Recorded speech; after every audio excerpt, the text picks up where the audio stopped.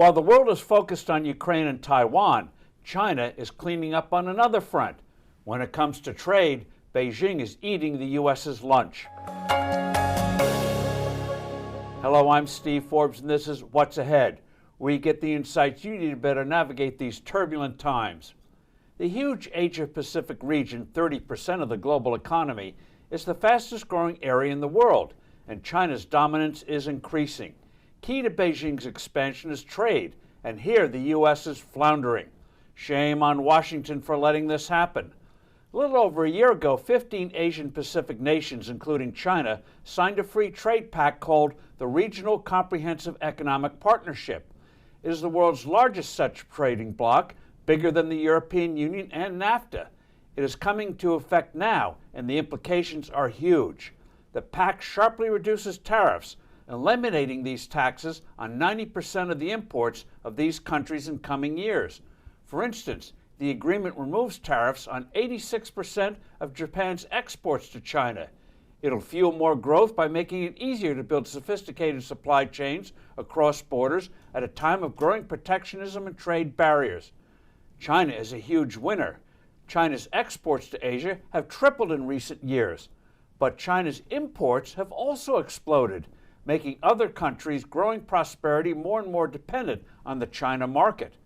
China is smart for both economic and geopolitical reasons in making its economy more accessible to other countries in the region. For example, U.S. ally South Korea's exports to China amount to more than 12% of its GDP. Talking about more ties, Taiwan's exports to China have doubled in 5 years, now equal about 1/3 of the island's GDP. Meanwhile, the U.S. still faces barriers in trading with China.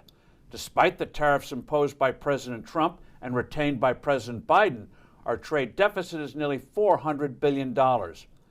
Given this new formidable free trading bloc, the U.S. should be working overtime to strengthen trade ties with the region. Unfortunately, the U.S. pulled out of the Trans-Pacific Partnership when Donald Trump took office, even though this pact was being formulated specifically as a counter to China by expanding trade between us and Asian nations. Instead of walking away, we should have worked out specific objections. Beijing toasted Washington's withdrawal. As a starter, the White House should follow through on a letter sent by 15 Republican senators last November, urging the Biden administration to start talks with our Asian partners and allies for a digital trade deal.